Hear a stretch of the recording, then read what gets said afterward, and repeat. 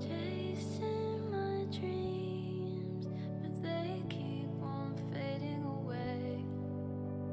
I'm falling asleep, and I won't wake up again. Too many tears have been rolling down my face. The end is near, but I'm running away.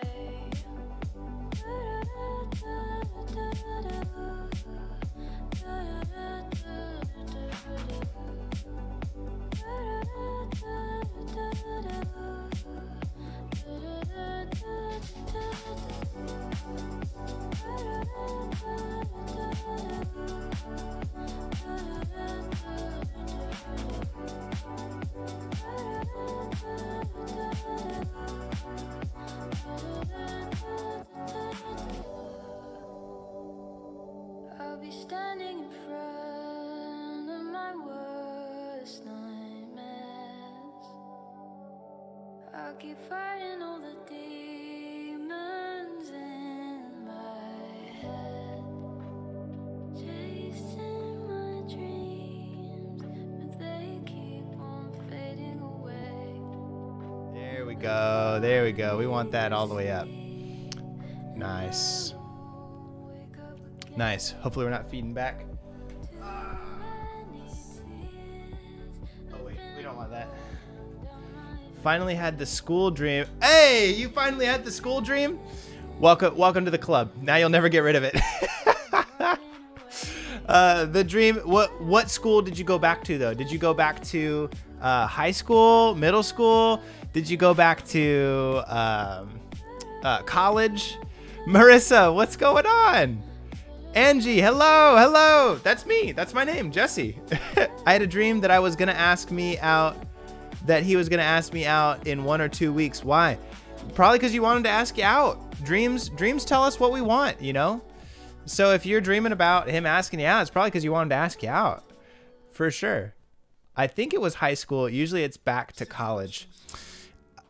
Usually for me, it's work. Usually I don't go back to school actually when I dream about it. Usually it's work. Usually I'm back at work is where I'm at.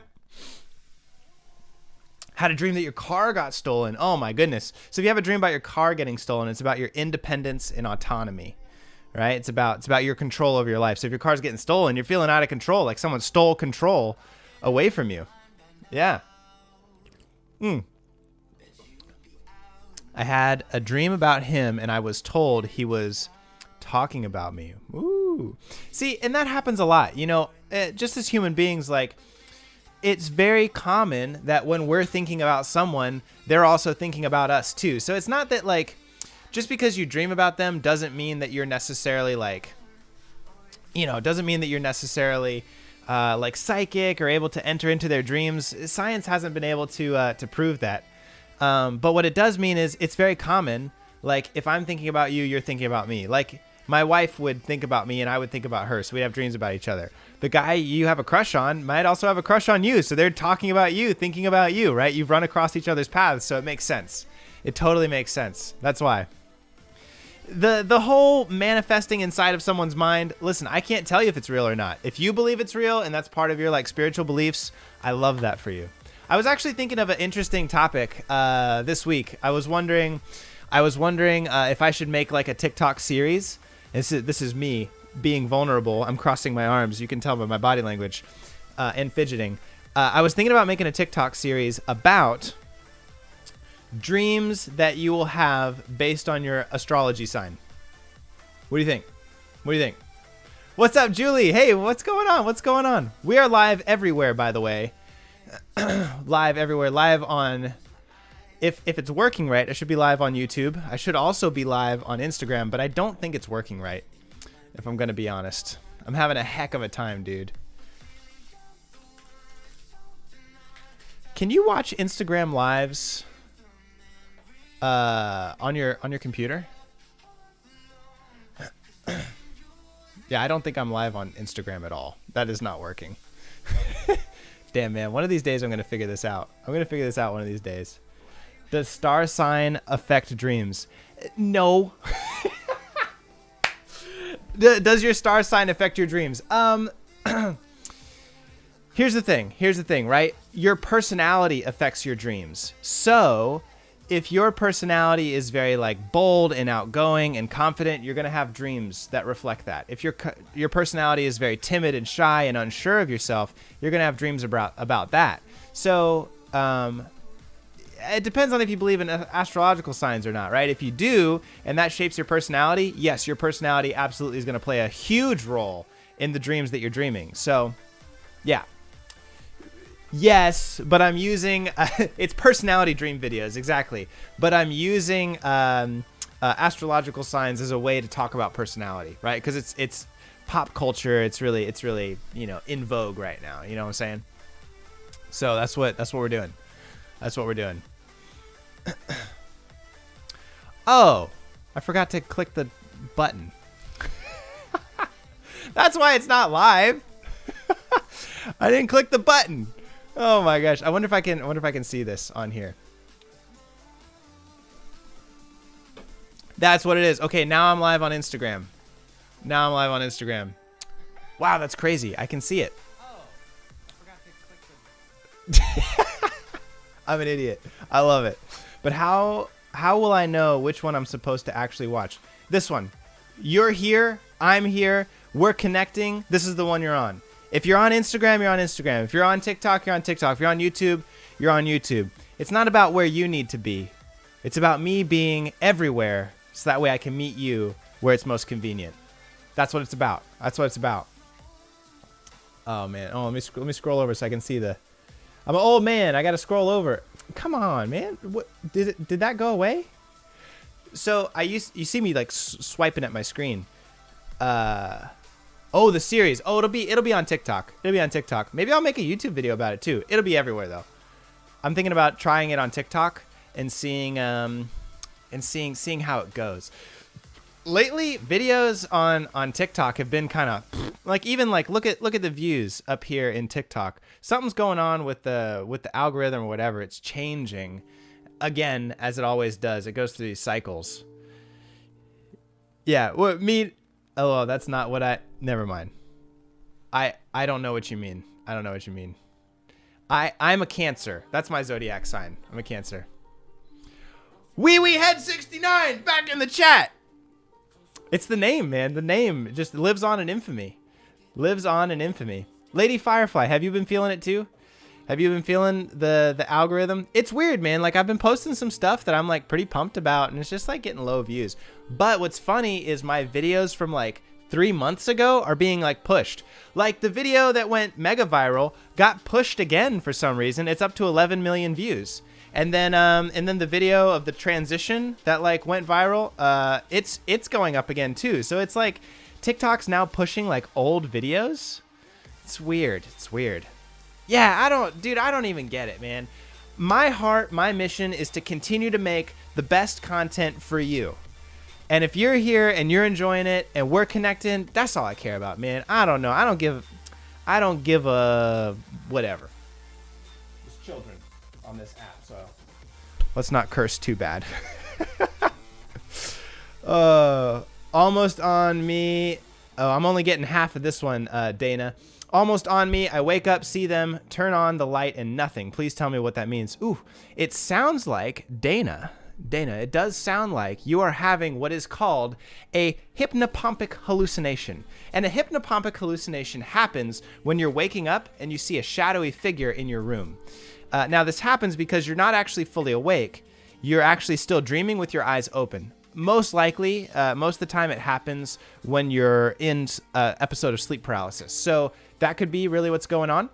The best thing to do about it, if you want to kind of solve that for yourself and kind of like get it to stop, is to just get better sleep quality, right? You just need to get to bed on time. You need to prioritize your sleep and really make that a focus in your life, because sleep is so important. Did you know, I just saw on Twitter actually, and I reposted it, poor sleep is actually such an important part of our life, and actually has been so linked to cancer that now jobs that require you to stay up all night or jobs that make you have poor sleep patterns are actually classified by the World Health Organization as carcinogens.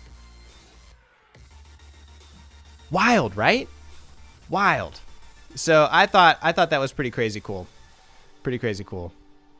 Yes, my Twitter @LionMental. Check it out. Check it out.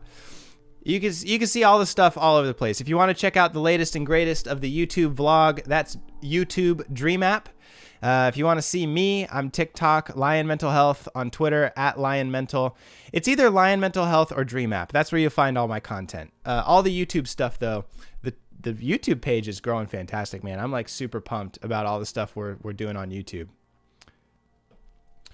Dorsey, yeah, I've given up on Facebook, dude. I've really given up on Facebook. Ugh, it's just miserable.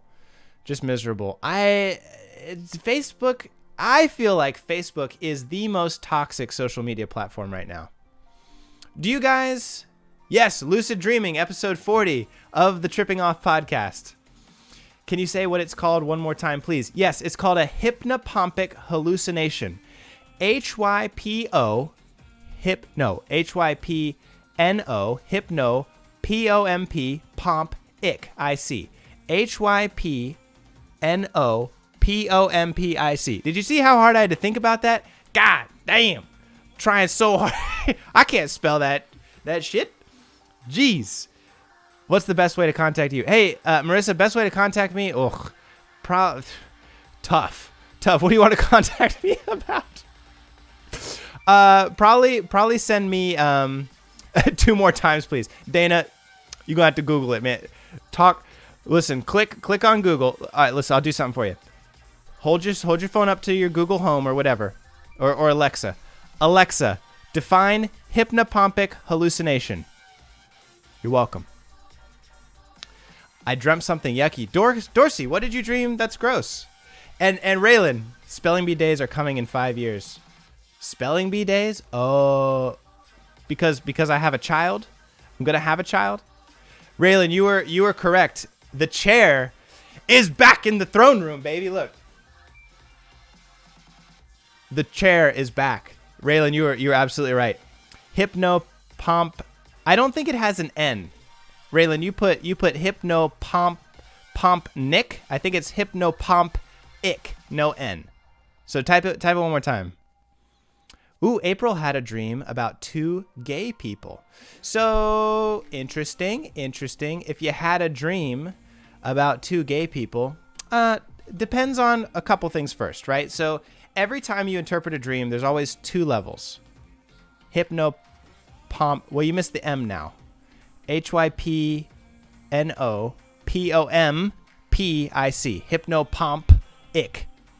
Hypnopompic. Sorry, I'm clipping on my microphone. I'm putting too hard. Okay, but if you have a dream about 2 gay people, there's 2 levels of dream interpretation, right? There's manifest content and latent content. So in your dream, manifest content is the literal interpretation. Maybe you have 2 gay friends and you're just dreaming about your relationship with them. But on a deeper level, it's about you kind of exploring relationships and your relationship with yourself. So there's like the external and the internal, the relational with your life, and then the personal. So that's really kind of how dreams work in general. And so for you, you're exploring kind of that relationship. Hello, here I am trying to help the person and I can't spell either. Okay, I'm going to Google it real quick. Hypnopompic hallucinations. Okay, it is spelled HY. Oh my gosh. Okay, I spelled it wrong. No, I spelled it right. HYPNOPOMPIC. Hypnopompic. HYPNOPOMPIC. Now, if you want to get real crazy with it, there's hypnopompic and then there's hypnagogic. Hypnagogic is while you're falling asleep. Hypnopompic is while you are waking up, right? Hopefully I'm not feeding back on that too much.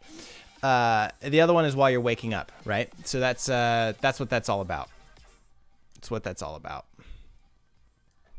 I had a dream wolves attacked and killed my dog last night. Ooh, that's actually, wow, that's great. I mean, sorry, that's bad for you. But that's actually great symbolism, because the symbolism is wolf is about how you fit in. It's about your feminine energy. Yes. Oh my God. Who got it? Kay Cooper got it. Raylan got it. Marlene got it. Yes. Yes. That's my fam right there. Y'all know what's up. But yes, wolves.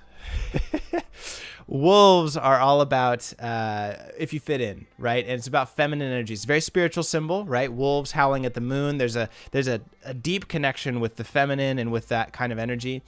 But then also, the dog is about unconditional love, man's best friend. That's what they say, right? Human's best friend. Need to be a little bit more gender inclusive. So there's this struggle between you wanting to have unconditional love and to be accepted and to feel that love and support, but at the same time not feeling like you fit in. So there's this internal struggle, and the wolf is attacking the dog. So your feelings of not fitting in, of not belonging, are causing some damage to the unconditional love that's inside of you. Whew. Right? Deep symbolism. Yeah. Like, it was weird to me. I think I'm missing the second half, or the first half of that one, April Rose. Try typing it again. Yeah. Main thing in my dream was strand of hair was stuck in my nail. A strand of hair was stuck in your nail. I was washing a friend's car. Then I removed my hair from my face. I removed my hair. Like, all your hair? Then a hair was stuck in my nail. So hair is a symbol for strength. You know, the lion's mane, right? You know, like, it's a symbol for strength, virility, and passion, you know? And so losing hair is a symbol of, like, losing strength, losing friendship. Oh, your bangs. Okay, makes sense. So it's a loss of strength, and it's getting caught in your nails, which nails are protection, but they're protection on the hand. And so it's about reaching for your goals. So you're not feeling strong enough to reach your goals. You're not feeling the strength. Either that could be with your relationships or what, but pierced your nail. Oof. Yeah, loss of strength, causing difficulty with reaching your goals, both defending yourself and attacking your problems. Yeah. What does it mean if you dream of your dead spouse? Usually it means you miss them, right? Usually it means that you miss them. Why are your dreams always about spiders? Yeah, Dorsey, what connected? Something connected with you there. What connected? I want to hear. How does that make sense for your life? Any idea why you have spiders in your dreams? So spiders in your dreams, they're a trickster. They're a trickster type character. They're a character that lays a web, and you know they lie in wait for their prey, and they're there to just like trip you up and trap you. So when you're dreaming about spiders, it means that you're feeling some danger. Your mind is making you aware of either some lies or some traps that are going on in your life that you need to be aware of. It's a warning sign. Spiders are, especially if you're being attacked by spiders. Now it can have a lot to do with kind of like the feminine, right? So when we talk about archetypes, we're talking about really that idea of like the evil mother. The spider is the evil mother who like eats her babies or like eats her partner. And so it really is this symbol of like dark femininity that like is all about consuming things. And so in your life, you can feel like you're consumed by what's going on around you, like it's laying a trap and like it's going to eat you. So it's this fear about not being able to be independent and not being able to see the possible traps that are coming up next in your life. Yeah. Dorsey says, okay, this is what connected with you, Dorsey. I'm working on getting my diploma, but I feel like I'm losing my sight for it. Then I'm emotionally affected by work. Yeah, that makes total sense with the loss of hair, right? Feeling like you're losing your sight of it, or you're being affected by work. Yeah. Abba Dad. I don't know what the middle part's supposed to say. Chios Dad? I can't sound it out. But Abba Dad says, what does it mean to dream of kissing someone after a party? So if you're dreaming about kissing someone, it's a connection, but it's connection specifically with the mouth, which is all about like words and communication. So when you're kissing someone, you're connecting with an idea. You're noticing some love and affinity. You're noticing some real connection there, right? So if you're dreaming about like kissing your boss, connecting with power and authority, because that's what a boss is, right? If you're kissing your mother, connecting with your feminine maternal side, those kind of things. So depends on who you're kissing, and a party's about connections. A party's about fun, having a good time. So are you connecting with your enjoyment? Are you connecting with the positive times in your life? KMDD, hey, how's it going? I've seen you before. You've been in here. Hey, Jesse, you were afraid to promise my cat would come back home because I dreamt with him, but he did. No way, dude. My cat came back home after 17 days and I dreamt with him for 2 nights in a row. Dude, dreams are freaking crazy, man. I tell you what, don't underestimate the power of dreams. I knew your name sounded familiar. I was like, we talked about your cat. So KMDD here in the chat, right there. Last week, we talked, and they had a dream about their cat coming back, and I said, is your cat lost? They said, yes, my cat is lost. Then I was like, listen, I'm nervous to say this because I don't want to be wrong, but it could mean that your cat is coming back home soon, because dreams have a way of predicting cycles. And lo and behold, your cat came back. That's freaking sick, man. Like, that's what it's all about, dude. That's so cool. Thank you for coming back and telling me that. That means the world to me, KMDD. Oh my gosh. Dana says, thank you. I really appreciated all your insight. Hey, happy to help, man. Welcome to the chat. Welcome to Lion Mental Health little group think here, man. We're just doing our thing, hanging out, spending some time, just trying to live our life, make it a better place. I love it.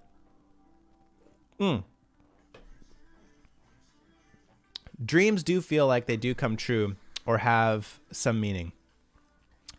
Warms my heart. Welcome back home. KMDD, what's your cat's name? I need to say a welcome back to Kitty Cat. I love that, man. Well, hey, part of the Lion Pride, welcome back home, Kitty Cat. That's beautiful. I stopped overreacting to things after you said when we are awake, we don't know until we dream. That warms my heart, Dorsey. That's what it's all about. Dreams help you, sort your shit out, man. Life gets emotional, it gets crazy, and it gets chaotic, but that's because we, think too damn hard about it. And so if you just, take a chill, be like, you know what?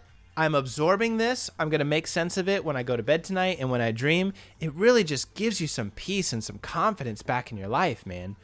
It's Dorsey, you couldn't have complimented me higher than that.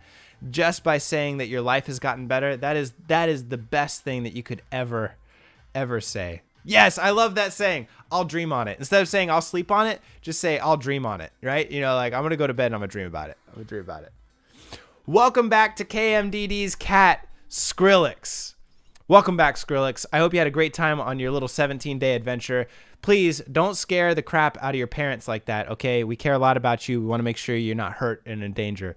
So next time, please leave us a note, okay? If you're going to take a little vacation like that, just write us a little something. Say, don't worry, be back in a couple days, right? But welcome back home, Skrillex. Happy you're here.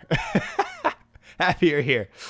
Oh my gosh. Don't forget to tap like on the screen. If you're new and you're joining, welcome. My name is Jesse Lyon, Chief Dream Scientist at DreamApp. You can download it in my bio. It's all cool stuff.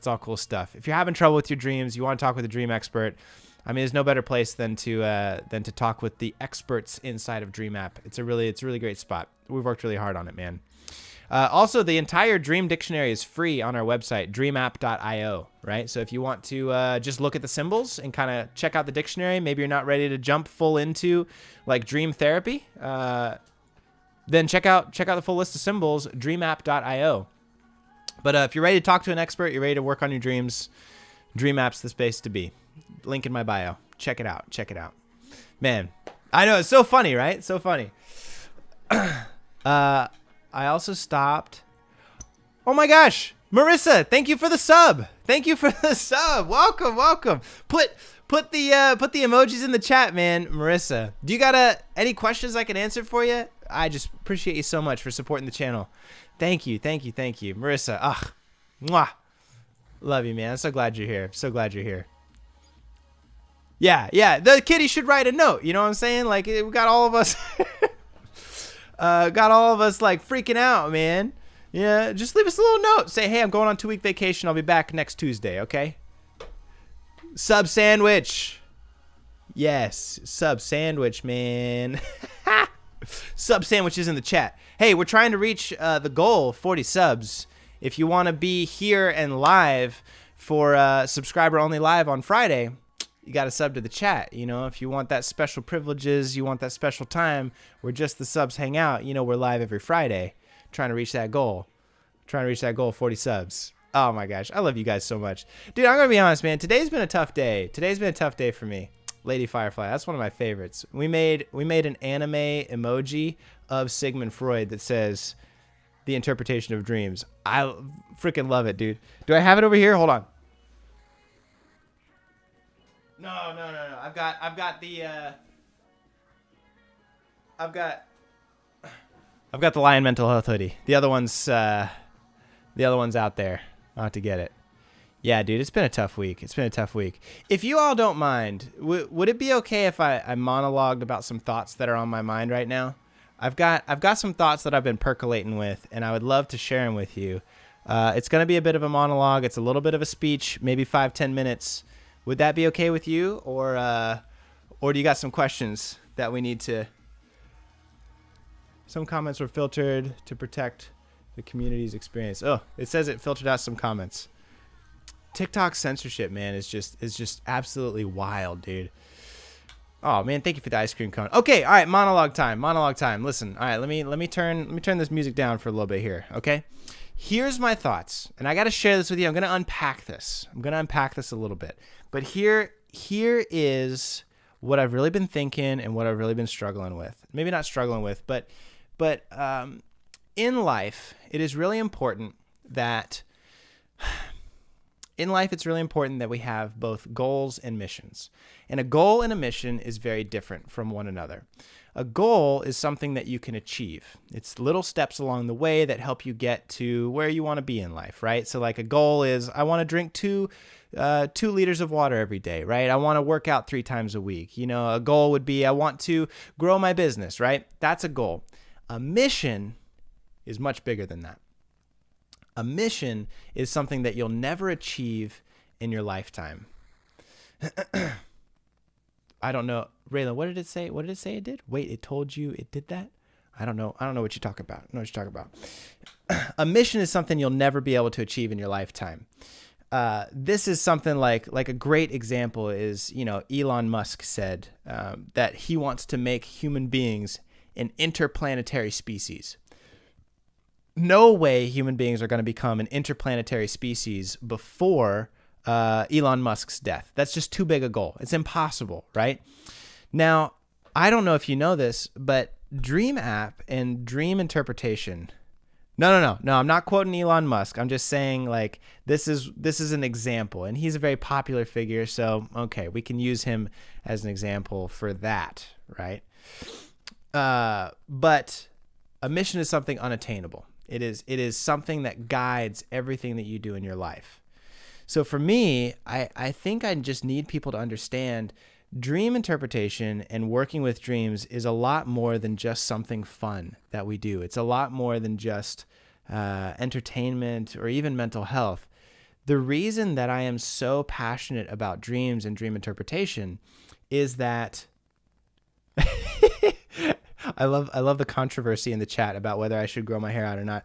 I blow dried it today, and so it's a little bit crazier than it normally is. But I'm still loving it. I think it needs a little bit of a trim, for sure. We gotta figure it out because it's going a little wild. But we'll get a trim soon enough. Now, dreams are important because, and people don't understand this, when I talk about symbols and when I talk about archetypes, we can notice these things across all cultures in all domains, right? So on this side of the world, they see these symbols. And on this side of the world, they see the same symbols and they mean the same thing. This is why we study the occult. This is why we study demonology. This is why we study religion, not because of the actual religion or spiritual implications, but because it is so interesting that all human beings have the same I'm getting distracted by the chat. I love it. All human beings have the same symbols inside of their minds, right? The same basic characters, the same basic storylines and structures inside of their mind. And so what's amazing is we can deduce from this that in the same way it's normal for all human beings to have 2 arms and 2 legs, unless you're born with something abnormal, right? It is normal for human beings to grow 2 arms and 2 legs, right? But in the same way, it's very normal for human beings to grow these archetypes, these symbols, these stories inside of their minds. And we can see this by studying people types, sociology, mental health, right, and cultural development. And so what's beautiful about this is because all human beings have these basic psychic structures inside of their mind, we can notice and we can map out the normal and healthy development of people, of human beings from one stage to another. That's incredibly important because all of the problems that you see in society, in culture, in religion, in businesses, in people groups are mirrors of the problems that we see inside of ourselves. So the same conflict that we experience inside of our own heart is the same conflict that is experienced inside of culture, inside of politics, inside of human beings interacting one with another. By looking into dreams, it's the one time in our life, it's the one avenue in our life that we actually get to see authentically who we are without clouded judgment. So when you see that monster, when you see that demon, when you see that weird reflection in the mirror, when you see somebody die in your dream, these symbols are showing you exactly what is going on inside of your deeper consciousness because you're not overanalyzing it anymore. You're seeing authentically the archetypal expressions of what's going on. And it used to be that human beings didn't struggle to interpret dreams. What I'm doing now was commonplace thousands of years ago. Everyone interpreted dreams. Everyone knew what dreams meant. Everyone could give advice based on dreams. But because we have become so far removed from who we are as human beings and our deeper consciousness, our more primal self, our more story-driven self, our more creative self, we struggle to interpret them. And so you have to have somebody like me who studies this stuff be able to explain what's going on. Now, why is this important? I'm building to a point here. This is important because by accurately seeing the hidden things inside of us, we get to accurately see the struggles that are in culture. And when we accurately see the struggles and learn to accept ourselves, and by teaching dream interpretation, we learn to accept who we genuinely are and not be afraid of it anymore, we start to heal culture. And so DreamApp, dreams and dream interpretation is not just for fun for me. For me, it's literally the salvation of the world. By learning to accept and see without fear and without judgment what is actually going on inside your human psyche, we learn how to interact and how to avoid the pain and the conflict, the war and the pain that is experienced by culture. Wars start to make sense. Abuse starts to make sense. Pain starts to make sense. Unfairness, injustice starts to make sense. And by confronting those difficult topics inside of ourselves, we learn how to be the type of people that make the world a better place to live in for everybody else. And so when I'm here talking to you, when I'm here saying these kind of things, I mean it. Like when I say that you are the solution, when I say that you mean so much to me, when I say that you are the most important thing to the world that you could ever give, you're the best gift that anyone could ever have, I mean that. Because the world doesn't change from groups, from religions, from companies, from politics. It certainly doesn't change from politics. Politics always makes it worse. It changes because of people. It changes because of you. Yeah, Dana, it's the clearest picture of ourselves. It shows us what's actually going on. And by confronting those painful things inside of us, we become the heroes to the story. And we have now the opportunity to help and save others and to actually fix culture, to actually fix politics, to actually help with these things. So when I say I've dedicated my life to this, I mean it. There's nothing else that I'm going to do. There's nothing else I want to do with my life but help people understand their dreams, because by confronting who we are and by healing who we are, by loving who we are and accepting our authentic humanity, we reduce the pressure on the rest of the world.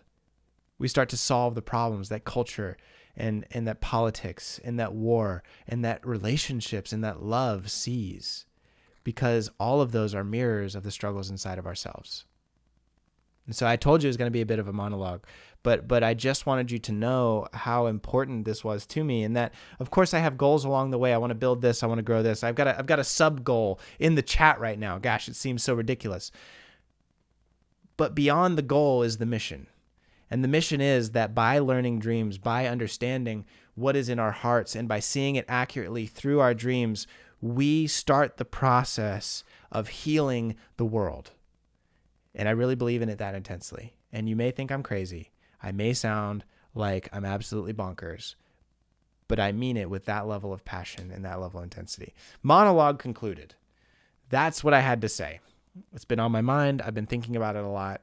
I think it's really going to influence the way that I start making videos and start making content now, because I think people need to understand just the level of intensity that dreams really bring. Dreams really bring. I don't know. What do you think about that? What do you think about that? Have dreams been that important to you? I don't know. I did. I actually recorded something. It was just kind of me rambling. Maybe I got to record it again in order to make it a little bit more coherent. But yeah. KMDD, thank you so much. Thank you so much. We've got a great team who's developed the app and is doing wonderful. But honestly, if you wanna like have a part-time position, or like you want to help with the app, send us an email. Like, we're always looking to hire new people. You can find all the email contact stuff, dreamapp.io. I'm not asking for your money. I'm not asking for any of that, but I just want you to know that I hope you have an amazing life, and I hope that you live and experience life the way that you want to, and you have a fantastic time. But I just want you to know I'm always going to be here. I'm always going to be doing this, because this is everything to me. This is everything. And I'll spend my last breath. I'll die doing this, because I believe in it that much. And I'm really glad. And I really feel humbled that each of you are here, supporting me doing this and caring for me doing this, and that this is a relationship, man. Like, if it wasn't for you, I wouldn't be here.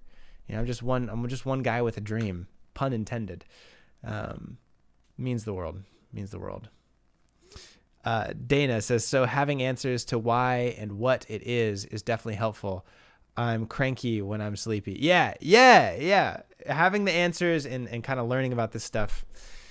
Man, it's the most. Marlene, thank you. Just thank you for being here, man. Thank you for caring. I'm really hoping, man, and I get, through the app, we get a lot of people, the Dream Experts, we've got a little chat inside of our Slack that's just called encouragement.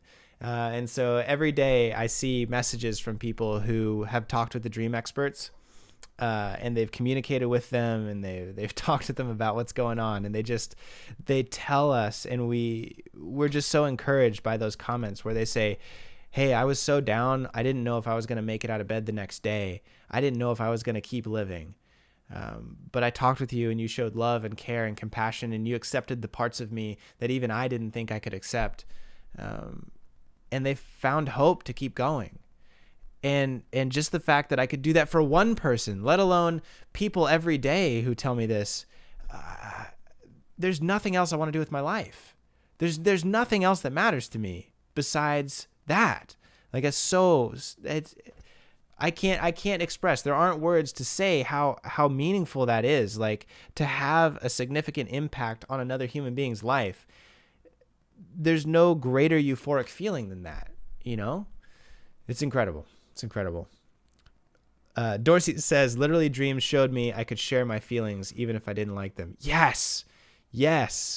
Marlene, you're welcome. Dana, thank you. Not your therapist, dude. I didn't even know you're in here. Thank you for reading this comment out loud. Oh my God. You know what? You're a real pain in my dingus. Thank you for being here for us. You've helped my mental health so much just by these lives. Lady Firefly, I'm so happy. And I'm going to be here, man. I'm going to be here. Red Rock, you're so welcome. KM says, I understand that there are general interpretations for signs and dreams like archetypes, but I dreamt with a white owl when my cat was disappeared because I was told an owl could have eaten him. Yeah, absolutely. So that's, I mean, at a basic level, that's like what dreams do. Of course, Dana, ask away. I'm trying to catch up with the comments. Don't worry. But at a basic level, that's what dreams do. They're looking for solutions, right? And so it's looking to help you understand and to help you process. So if somebody told you that an owl ate your cat, your mind will probably dream about that because it's like, I wonder how it happened. I wonder if I got a cat again. How can I keep them safe from that happening? So your mind will replay what it's worried about or what happened, so that way it can prepare for the future. Dorsey says it's a lot. Yeah. Not your therapist, dude. Oh my gosh, Raylan. I love it. When you just spoke, I got good chills from your vibe. Means a lot. Means a lot. I get chills from you guys just being here, hanging out. We'll play the music again. We'll get back into our happy, fun jamming times. Thank you for letting me have my little sermon. Welcome to Thursday night TikTok Live with your dream expert, Jesse Lyon, Chief Dream Scientist at DreamApp. Check it out. Yeah, you got me good, man. I don't know. Hey, your episode, Not Your Average Therapist, dude. Your episode comes out here pretty soon, I think. Next couple weeks. We are way behind on YouTube videos. We had to do a lot of like rebranding stuff, but the episode's coming out. It's edited. It's done. I just have to wait for it to post in the upload schedule. I've got a social media manager who handles all that. Dana says, I used to have bad dreams. Someone told me to put a dream catcher up and stop sleeping with my arms up. You sleep like this? Sleep with your arms. Do you sleep like this? Like with your arms up? That's wild. I want to know, how does everyone sleep in the chat? Do you sleep on your back? You sleep on your side? Help me get a sense for how you do this. You know, I want to know. It showed me to be open to new experiences. Dorsey, that's the biggest thing for me. I had that terrible dream about that shadow figure trying to kill me, and it was trying to tell me, hey, you don't have to always be on. You don't have to always perform. You can just be yourself. Gotta run. Keep doing the thing that fuels and interprets the dreams. You got it, buddy. You got it, man. See you later, dude. Why do I dream about people, about killing people like it's bad people, but still? Kill the bad people, man. That's fine. Like, not really. Gosh, taken out of context, that sounds terrible. But in your dreams, death is just a normal part of the cycle of life, right? So you have to let pass the parts of your life that you don't want there in order to create new parts. If your room is always full of stuff and you don't throw things away, you can't buy new things. You just become a hoarder, right? And at a certain point, your life is so cluttered full of things that you can't have anything else. So someone passing away in a dream is not a bad thing. It's just the end of one chapter and the start of a new one, right? And that's all about archetypes, right? Being brave enough to face the jaws of death and to know that you'll be reborn on the other side is a huge part of the archetypal story and a part of dream symbolism, for sure. Dana says, when I wake up having a bad dream, my arms are always raised above my head. Is there anything to that? Yeah, interesting. This is a very vulnerable position, you know? So yeah, it makes sense. This is a sign of vulnerability, a sign of fear, a sign of pain, right? When someone comes in and is holding you up at the grocery store, they say, put your hands up. That's a sign of vulnerability, surrender, right? So having some strength, you know, putting your arms down and like sleeping in a more appropriate way will help your dreams. There's a lot to be said about the way that you sleep does impact the type of dreams that you'll have. Yeah. Do you specialize in sleep disorders or just dreams? I also do a lot of work with sleep disorders too. I wouldn't necessarily say I'm a specialist. I'm a licensed mental health counselor, so I work with emotions, but a lot of emotions affect sleep. So I work a lot with the sleep disorders that are caused by emotions. So yes. Field of sunflowers, very positive dream. Very positive dream. Field of sunflowers is a sign of fertility, a sign of good things to come. Yeah. Couple more weeks. It was faster when you did it yourself. Yeah, it's gonna be faster. It will be much faster in the future. It's just we had to rebrand everything. So I had like 10 videos recorded and it was like, no, the branding's off. The way that it looks is off. And so I actually called it and I was like, listen, we need to change some things. So Yes, I want it to be right. I want it to be right. But it's coming out, and we're gonna catch up. Like, we're gonna post so much more videos and so many more podcasts than we were doing before. Absolutely. Dreaming about your stomach is about your happiness. Always arms around. Oh, that's how you sleep. Got it. I finally caught up with the comments. Sleeping on your stomach is actually, you're more likely to have sexual dreams. Did you know that? Sleeping on your back is actually one of the worst ways to sleep. Let's see. Stomach sleeper with my arms straight under me. Like that? Like straight under you? Interesting. Stomach sleepers have the most sexual dreams. It can cause some neck problems, because you got to kind of tweak your neck around in order to sleep that way. But generally they have very positive dreams. Back sleeper is the worst one. Most likely to have sleep paralysis, most likely to have sleep apnea. So it can be really tough if you're a back sleeper. Yeah. Now, left side, you're actually more likely to have bad dreams than you are if you sleep on your right side. There's actually a great study out there that reported and looked into that. So something interesting to note. Maybe you didn't know that. Right side and back. I am definitely a left side sleeper, which is the bad one, but I can't fall asleep on my right side, man. And I don't have too many bad dreams, so I guess it's okay for me. I usually start on my back and then turn to my side halfway through the night. Left side facing the door, of course, but always wake up with my hurt shoulder because I slept on it. Yeah. I hear that. My dreams are always replacing other characters, like I'm always building my persona or something. Yeah, it's good to dream about all those characters. Those are all different aspects of you, Very true stuff. Very true. I keep dreaming of white butterflies. Ooh, purity in transformation. Butterflies are about changing and transforming, and white is a great symbol of like purity and innocence, right? So that's good. I would ask myself this question if I was having dreams about butterflies. I would ask, what is changing in my life that my dream is trying to make me aware of? But if I have my arm under my head or cradling my head, well, I kind of do that. Like, I sleep on my left side. It's kind of like a cliche way to sleep, but I sleep on my side with my hands like this under my pillow, and so it's like sandwiched to my face. It's just comfortable for me. What does receiving gifts in a dream mean? It's a sign of positivity. It's a sign of good things coming into your life, that you'll find new opportunities, new gifts. It's a very good symbol, but something new is coming into your life. You're about to receive a blessing, prosperity, something good. So maybe you're about to get a paycheck, right? Maybe you're about to get a bonus. Maybe something that you've been working really hard on is about to pay off. That's what all that means. For sure. Marissa says no comment. Oh, that makes so much sense. Good. Why do babies sleep on back then if sleep apnea? Babies sleep all sorts of ways. And actually, they've changed the advice that they give to parents about babies. Anymore, they just say, just let the baby sleep however they want to sleep. They used to say back is the best, then they said side is the best, then they said tummy is the best. Babies' bones are actually more elastic than adult bones, so it doesn't matter as much for babies. I'm talking about a study that was done with adults.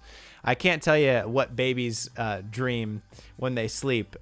Babies can't tell me what they dream when they sleep. So I don't know.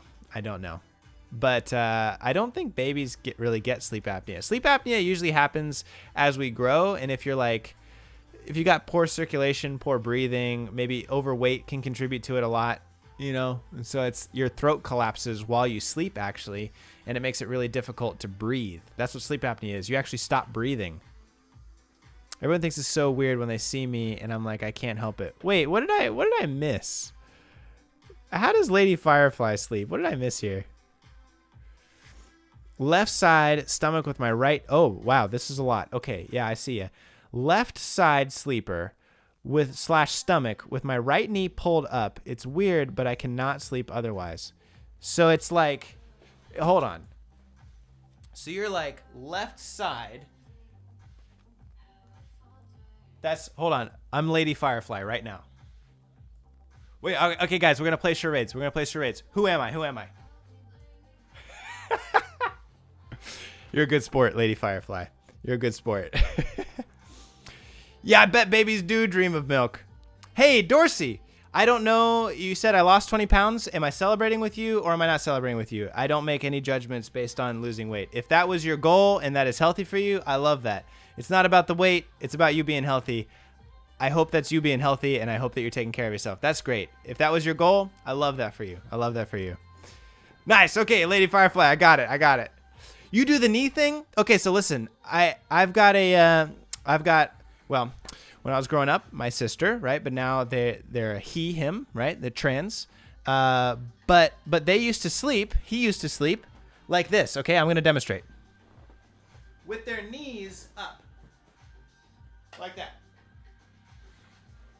They would sleep with both knees straight up in the air on their back. That's how he slept. That's my brother. Wild. I don't know how he did it. But that's how he slept. That was his thing. I don't know, man. I don't know. Rena says stomach, turn to the right with right knee up and left arm overhead. You guys are making this shit up. Are you serious? Rena, stomach, turn to the right with right knee up and left. You're telling me you sleep like this? Hold on. Let me act this out. You sleep like this? All right, we're going to play charades again. All right, who am I? Who am I? Who am I? Who am I? That's like a ballerina move, dude. What are you talking about? That's a ballet move. Really, that's wild, man. Some people sleep crazy. I don't understand the sprawlers. People who like lay flat on the back like they're falling and their arms are just all over the place. Where did you learn this? I want to see a study. That talks about how people develop these weird sleeping habits. That's what I want to do. Left arm needs to grab the pillow if you do that one. Like all the way around? Well, I sleep with 2 fingers up my nose. That's what I do. You guys are crazy. I can't sleep on my right side either. Yeah, I can't sleep on my right side. I also can't sleep on my back. I start on my back in order to like calm down and to like get relaxed, but I always turn to my left side. And I wake up that way too, on my left side. Is anyone a sleep yeller? I yell in my sleep, especially if I'm stressed. I start yelling and screaming in my sleep. It scares the shit out of Joy. Oh, excuse me. I have a bad left shoulder, so that's why it's up. Isn't moving while sleeping unconscious? LOL, seems like your domain. Yeah, you don't know. You don't know if you're moving while you sleep. Some people do, some people don't. When the spiders start crawling on you. So if you find it, you just... Wait, Marlene, what do you mean? What do you mean? What am I missing? Can't sleep on my right side. Dana says, when I was around 4 to 5, I would raise one arm straight up in the air.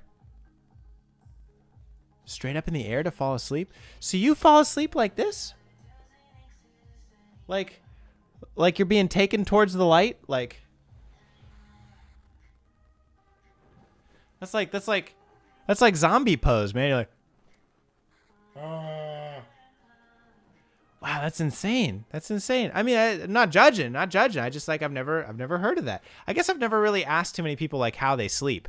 So, I mean, I don't know. Dana, that's really how it was. My gosh. Do your arms stay that way or do they fall down? Do they fall like once you fall asleep, is it like and then like that's when you're asleep? But I would be on my side. What? Is it true that having nightmares is a good sign because it means awareness? Nightmares aren't a good thing per se. They're good for you because when you've experienced trauma or when you've experienced something difficult in your life, you'll have nightmares as a side effect of your mind trying to release the emotion and trying to let go of whatever's been kind of going on. You know, so it's not that I'm not wishing nightmares upon anybody, but nightmares are a good process of the mental healing. So yeah, it's your mind trying to process things out. But those people who have nightmares aren't more mentally healthy than those people who don't have nightmares. That's not true. Nightmares are correlated with people who struggle with emotional regulation or some kind of mental struggle. Healthy sleep is without nightmares, and that's a lot of the goal of what we try and do here, is to help people get rid of their nightmares by healing their mental health, right? OMG, my hubby used to talk all the time in his sleep. He was a sleepwalker too. Super fun for me.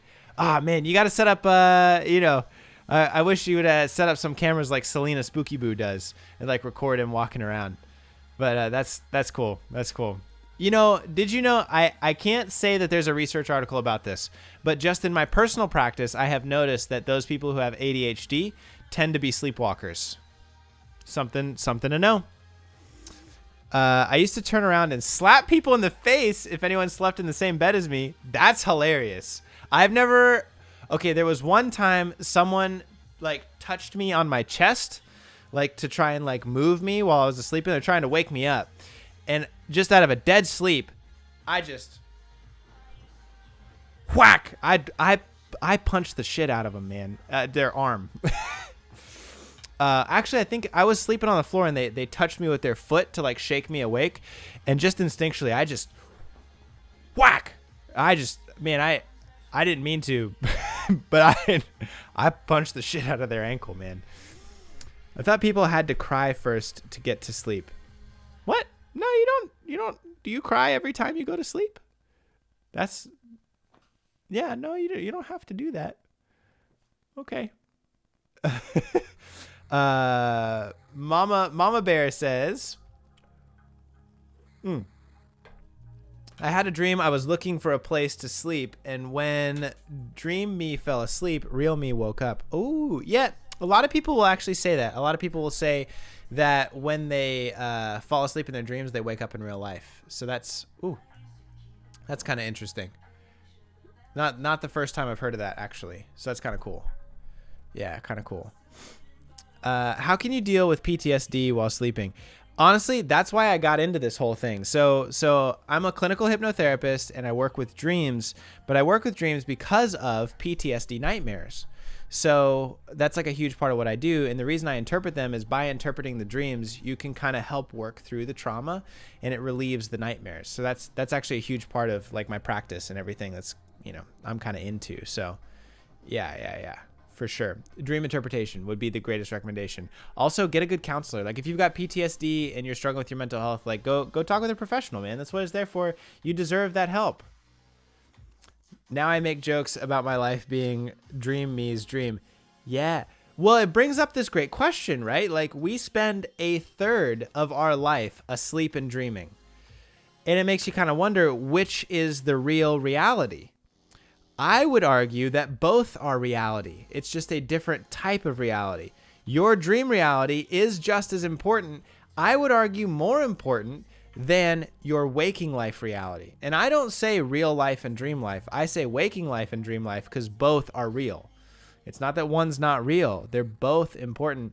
I would kind of argue that dreams are more important because it's the accurate reflection of what's going on inside. Raylan says, what do you think of the tapes that play while you're sleeping? I love it. It's great. It really, if that doesn't distract you, for me, it distracts me. I'm such an auditory person that I can't have those tapes playing. It keeps me up.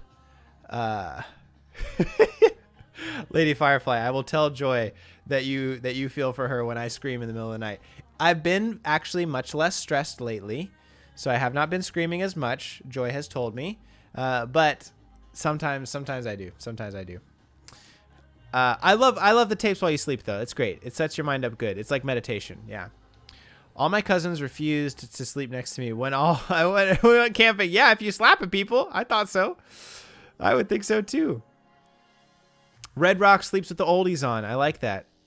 People said an owl could have eaten my cat. Then I dreamt with a white owl. Yeah, you were saying that, man. That's super cool. Let's see. What about dream in a dream, then wake up in a dream to wake up in real life? So anytime that you're like a couple layers deep inside of a dream, it's just your mind's way of really emphasizing that point. So, I actually, the the spiritual and Wiccan communities not too far off of this when they talk about like astral planes and different levels of like astral projection and astral plane stuff. They're not far off, at least from the science of it. Like when you have a dream within a dream, it's your mind saying, hey, pay special attention to this. This is really important. And so that's kind of why that'll happen. Yeah. I have PTSD and wake up in sweats. Wish I could understand them. Yeah. Talk with the dream experts. Get yourself a good mental health counselor, man. You know, that's what they're there for. Like, that's why we have dream therapists. That's why we have dream experts to talk these things through, to help you get the answers, because by getting the answers and knowing what your mind's trying to do while you sleep, it actually helps those dreams go away, helps those nightmares stop. So it's the huge push. It's the huge push. Hey, Kevin, what's up, man? How are you, dude? Your Instagram picture, if it's the same, your Instagram picture looks so much different than your TikTok picture. I didn't even recognize it was you. I think you sent me a couple DMs that I think I like hearted and responded to. I was like, is this the same Kevin? I think it's the same Kevin. Oh yeah, legs jerking. Hey, thanks. I've had this hoodie since I was in high school, dude. I love it. I love it. It's from H&M. Yeah, okay, it is you. I thought it was you. I was like, this has got to be the same Kevin.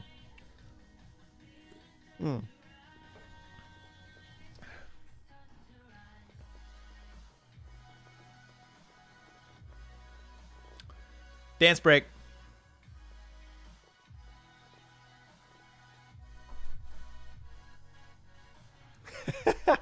It is about that time, though. It is about that time. It is about time for story time. Are we ready for it? Are we ready for it? Is there something about cuddling / not cuddling? So it depends, actually. Yeah. This reminds me to change mine. To change your what? So cuddling, it depends on the person. Cuddling releases the cuddle hormone, oxytocin, which is great. It's also the hormone that is released in abundance when a mother breastfeeds her child, or when a mother puts her child on her chest, after they're born.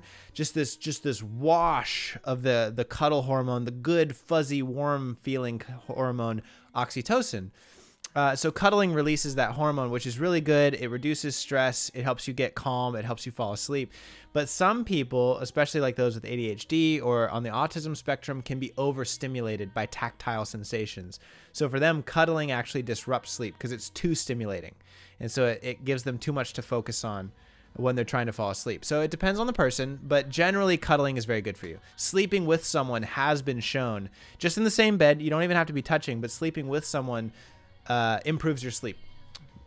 Are other interpreters in the app therapists too, or they just know the dream stuff? So the other dream interpreters in the app just know a lot about dreams. They've been trained in dreams. I've interviewed them and talked to them. They are not counselors. That's kind of actually part of the consent process, is like, hey, I understand this is not a replacement for mental health counseling. They're not diagnosing or treating mental conditions, but they are helping you with their dreams, and they're trained in that stuff. And they do a really, really great job.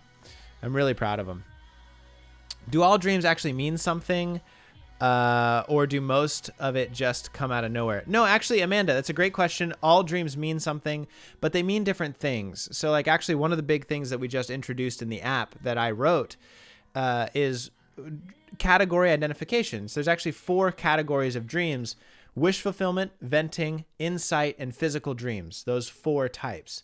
And depending on which type of dream, and there's just a couple questions, it takes only 4 questions to identify the type. Once you identify the type, you can tell even more specifically what the dream is trying to tell you. And so actually that's a huge part of why I made the app, is there's a lot of dream symbols and a lot of dream dictionaries, but I have never seen an app that actually goes deeper into dream symbolism and tells you the category and then reinterprets that symbol based on the category of dream that you had, because falling can mean 4 different things depending on which type of dream that you've had: positive, negative, new idea, or physical, right? Wish fulfillment, venting, insight, physical. And so that's like been a huge thing in the app. I'm actually going back through every single symbol inside the dream app and reinterpreting them based on the different categories of dreams, so that way you can be sure and super accurate the interpretation you're getting from the app is for real, for sure. Yeah. I don't ever usually dream about my mother. Once I did, she was sewing my face to look like I smiled, but I didn't see her. Ooh.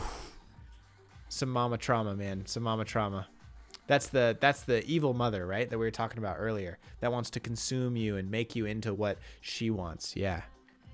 You should do a sleep live so we can all sleep with you. Enjoy. I love it. We should do it. Why not? Why not? What does dreaming of not having a nose mean? A nose is a very prominent feature. Losing your nose is kind of like Sigmund Freud would call it like castration, right? So it's like losing your dominance, losing your protrusion into the world. So it's about you not feeling strong, sticking out. You know, you look at Voldemort, right? Who doesn't have a nose. Spoiler alert for Harry Potter, right? Voldemort doesn't have a nose. He's perfect. He's white. He's dead. He's hairless, right? And so this is a symbol for his lack of strength, you know, because he's trying to come back. So if you're losing your nose and you don't have a nose in your dream, it's a lack of strength. It's a lack of strength specifically about your face, which is your identity. So Frequency Fit. Hope that helps. Nice name, Frequency Fit. Cool. Starseed, Moonchild, higher frequencies. Very cool stuff. Very cool profile. I like it. Well, listen. You were the last person to see that, Jesse. Oh, yeah. I was the last person in the chat to see Harry Potter. You're absolutely, yes, you're absolutely right. Frequency Fit. You're welcome. Glad I could help. Well, listen, we're going to switch it over, man. We're going to switch it over. We're going to calm the music down, and we're going to move on over. Yes, I did see the Harry Potter movies. They were great. You know what? I'd even go as far as to say I recommend them. Anyone in the chat who hasn't seen Harry Potter, it's a small known movie franchise. You know, it's just a little kind of like indie sort of thing they got going on. If you haven't seen Harry Potter, I recommend it. Great storyline. Check it out. Pay attention to Hermione. You know, I think she's a great character. I think she's really got a lot going for her. So yeah, for sure. The hair, man. Kevin, it's doing its thing, baby. I think it's gonna get trimmed up here soon, just a little bit, but the overall length is gonna stay there because I'm digging it, dude. I tried to blow dry it today, so that's why it looks like this. Like, what is this doing here, dude? What is this guy? Someone tell me what's up with him. Have a good one, Jesse. I will contact you via carrier pigeon. JK. Marissa, sounds great. I will alert my aviary to be on the lookout. Yes, by owl, Marissa, please. I will alert my aviary handler to be on the lookout for your carrier pigeon, and we'll send one post haste, for sure. I will definitely. Let's read a bedtime story. Everyone, grab your drink of water, grab your snacks, take your Vites, settle down. We're gonna read a little bedtime story. It's gonna be great. Today, I have a little story. Maybe you've heard of it. A little story that I'm gonna read for you. Nas, what's up, man? What's up, girl? How you been? I was interviewed by the infamous Nas. Did you know that? Nas interviewed me for a school project. So, yeah. Got my bank. Your banky in my hammock. Yeah, I love it. Hot cocoa and chill. Yeah, let's do it, baby. All right. Let's bring it down. A notch. Today, little known story. Maybe you've heard of it. The Sword and the Stone. Such a good one. So we're going to read The Sword and the Stone. Let me bring you a little bit closer here. I feel like you're a little bit far away. So let me get you all snuggled up here nice and good. Here, let's put this. There we go. Hold on. I'm getting situated here. Now you're closer. That's nice. I'll put you. Ooh. No. You're going to go over here so I can read. Yeah, that's good. The Sword and the Stone. Let's take a little read, shall we? Long ago, in England, a wise and just king ruled the land. His name was King Uther. King Uther. Okay, that's what it said. Listen, I'm just reading it. Yeah, it's like we're cuddling. I love it. Times were good, and the people lived well. King Uther wanted a magician at court, and so he chose the famous Merlin, the magician. Merlin could see into the future, and he knew those good days were not going to last. King Uther and Queen Guinevere had a child, a baby son. At a castle party for the royal birth, Merlin the magician took the king aside. He said, "Sire, there's something you must know. Soon a great darkness will fall over this land. Your child is in great danger. Let me take the baby far away. I will be sure he stays safe." Ooh, Uther Pendragon was an actual king, I believe. Interesting. I did not know that, Kevin. I'll have to Google that later. "Merlin," said the king in surprise, "you're a great magician, and you are my friend, but there is no way we would let anyone take our child away." Sadly, soon after the child's birth, the queen died. Not long after, King Uther was killed in battle. That very night, Merlin swept into the castle and took the child. The next morning, the royal nurse went into the nursery. Alas, an empty crib. In fear, the nurse, the nobles, and servants looked everywhere, but the baby was gone. For years, there was no king to sit on the throne, no king to set the laws. Men of high rank fought each other to be king. Darkness fell over the land.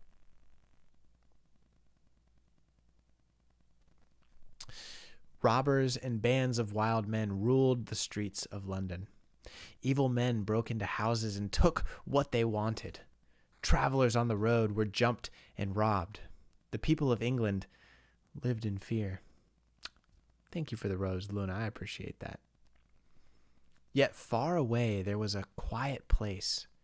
A good knight, Sir Ector, lived in peace with his two sons. His first son was named Kay. His younger son, Arthur. But Arthur had been adopted as a baby. Years before, a stranger had come to Sir Ector with a baby. He said if Sir Ector would raise the child, the old knight asked if Sir Ector would raise the child. The old knight took the baby in his arms, glad for a second child. He named the baby Arthur and raised the child as his own. When Arthur was 10 years old, the same stranger returned to Sir Ector's home. He could read and write, and Sir Ector hired him to teach his two sons. Kay could not sit still for lessons, and he stopped coming. But Arthur listened. With eyes wide, he learned everything. I bet you have guessed by now who that stranger was.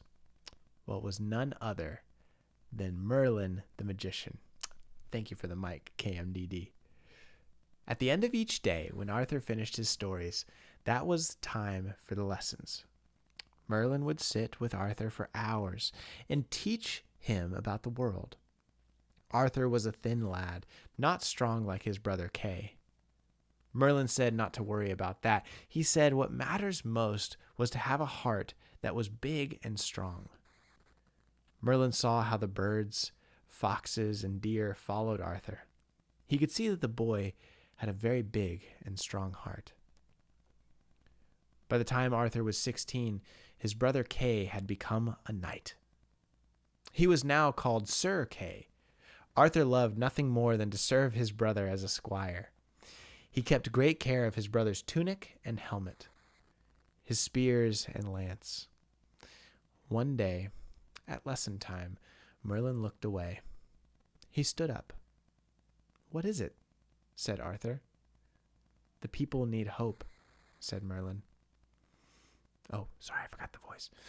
"Arthur, there is something I must do. I must go now." That night, when the nighttime was at its most dark, Merlin the magician came to London's market square. He stood in the middle of the square. He held both his arms high and pointed his wand to the stars. The next morning at dawn, people started to arrive at the market. There in front of them was something most odd. A block of white marble stood in the middle of the town square. Resting on the block was a giant stone, the size of a very large rock. At the very top of the stone, there was a golden sword handle and a few inches of the blade shining in the sun.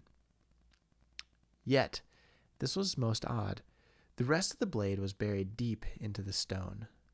None of this was there the day before. Marble cheese. Yeah, Raylan, that's the one. What's more, these words could be seen on top of the blade. It said, "Whoever pulls out this sword from this stone is the true King of England." Yeah, I think you're right, Kevin.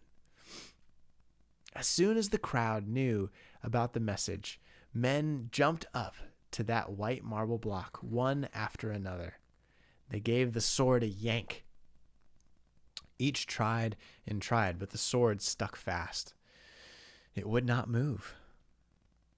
One said in gloom, "There's no man alive who could pull out that sword." "We'll see about that," said a voice in the crowd. The Duke of Cornwall, dressed in silks and ribbons, stepped up to the white marble block. Hear ye, he said. "I call for a tournament to be held 1 month from today. Knights from anywhere and everywhere in England are invited to come. There will be contests and prizes and a great feast for all."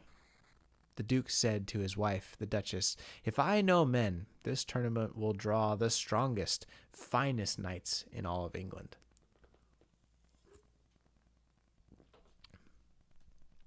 I don't know who Wyatt Hollowell is. I gotta look that up. I don't know who that is. Said the Duchess, "Good idea, my dear. All we need is one knight who is so strong he can pull that sword from the stone. Then we will have a king again, at last." The people danced and cheered. At last there was something to feel happy about. News of the tournament traveled fast, from castle to village to every far corner of the land. At last word got to the faraway home of Sir Ector. Sir Kay heard the news when he was polishing his helmet. "Arthur," he called out. Arthur was once again by the woods, feeding birds from his hand. He set down a pile of seed for the birds and a pile for the squirrels. Then he ran fast to see his brother. "There you are," said Kay. "There will be a tournament in London. We must set out at once." What great news! Arthur had never been more than a few miles from home. He would be the best squire ever for his brother. Arthur ran back to the house. In the courtyard, his father was getting the horses ready. Sir Ector and his 2 sons rode through London on their way to the tournament. Riding through the market square, something shiny glinted in the sun. "That sword looks like it goes right into that stone," said Arthur. "But how can that be? That's impossible." But why were guards standing all around it? The father and his 2 sons reached the tournament. Sir Kay ran off to get in line to register. Sir Ector greeted many old friends, dukes, earls, barons, counts, and countesses. Arthur sat in their tent polishing his brother's helmet till it shone bright. A bugle sounded. The tournament was about to begin. "Get my sword," demanded Kay. "Right away," said Arthur. But where was it? Arthur looked around in a panic. Kay's spear, battle axe, and dagger were right where they should be, but no sword. "Kay," he said, "how about a battle axe?" "Arthur, I said my sword." "Yes, of course," said Arthur, "but just a moment." "Be quick about it," said Kay. Arthur ran back into the tent. Maybe he had left Kay's sword there. He searched through the bag of armor and weapons. How could he let such a thing happen? Then he had an idea. Very fast, Arthur rode back to the market square. The guards were not there anymore. They must have all gone to the tournament. Oh yeah, I lost it for a minute. Okay, I'm back. Hopefully I'm back. Arthur ran back. Oh, wait. Very fast for Market Square. Arthur stepped up on the marble block. Let's see if that sword can get unstuck. He took hold of the handle of the sword. He moved the sword a bit. Hey, he said, it's looser than I thought. With one big tug, the sword slid out. Arthur was thrown back, but the sword was safe in his hands. I will be sure to bring it right back. He raced to where his brother was waiting. Here it is, he said, handing the sword to his brother. Kay took one look. Oh, he said in surprise. What is it? Said Arthur, but his brother was gone. Soon after, he heard his brother's voice outside the tent. Father, I have something to show you. Kay and his father stepped inside the tent. Look, said Kay. He pointed to the sword. Sir Ector stared. His face turned white. Kay, said the father, facing his older son, where did you get this sword? It's mine, said Kay, holding it close to him. I have it now. Kay, said the father again in a stern voice, I will ask you one more time. Where did you get this sword? The young knight's head dropped down. From Arthur, he said. He lost my sword. Somehow he got this one. Arthur? The father turned to his younger son. How is it that you came by this sword? I'm sorry, said Arthur. Father, I'll put it back right away. I only meant to borrow it when I pulled it from the stone. You must take us to where you found this sword at once. The three of them rushed over to the market. Arthur climbed up onto the marble block. It came from here, he said.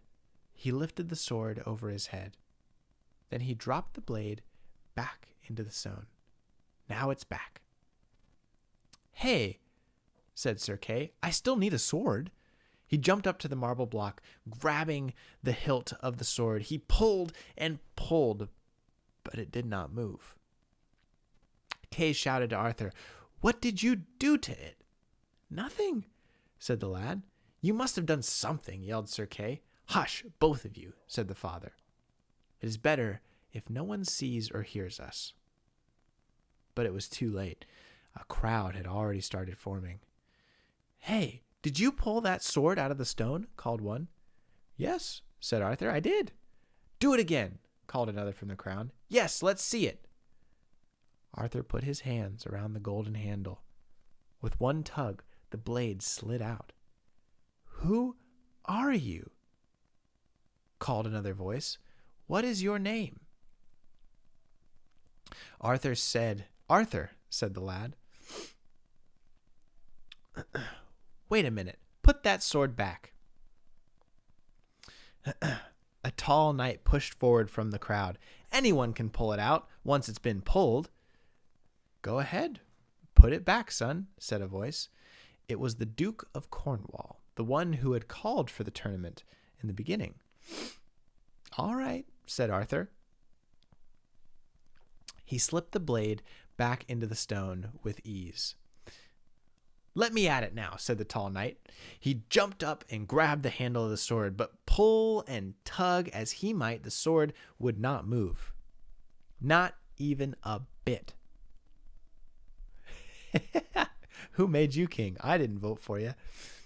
Monty Python quote. I do know that one. That's a great movie. Monty Python and the Quest for the Holy Grail.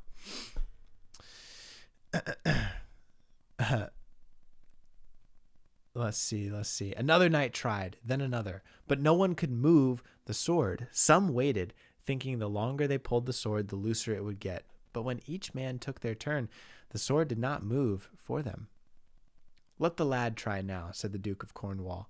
Arthur, go ahead. Arthur stepped up to the stone again. In one motion, he freed the sword. This time, he held it high above his head. The blade flashed in the sun. Amazed, the crowd did not know what to think. One called out at last, He must be our new king. We have a king, called another, at last. Stop, shouted the tall knight. Do you really think this skinny boy should rule over us all? Yes, said a voice. All eyes turned around. It was the magician Merlin. Merlin voice. I know this boy. I know his heart. There is no one in England who has a heart that is bigger and stronger than his. The sword has told us this young man is to be the next king of England. And there's something else. The lad, said Merlin, pointing to Arthur, is the true child of King Uther. He is the missing baby.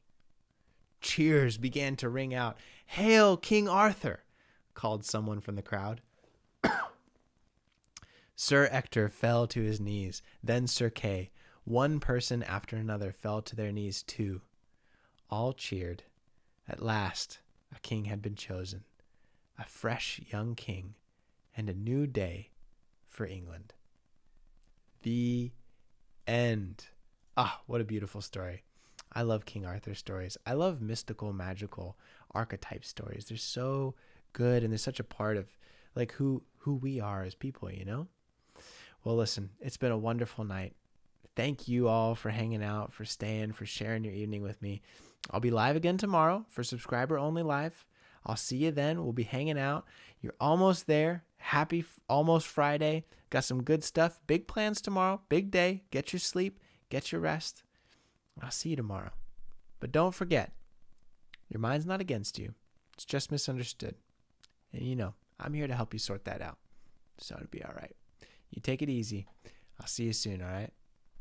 Bye.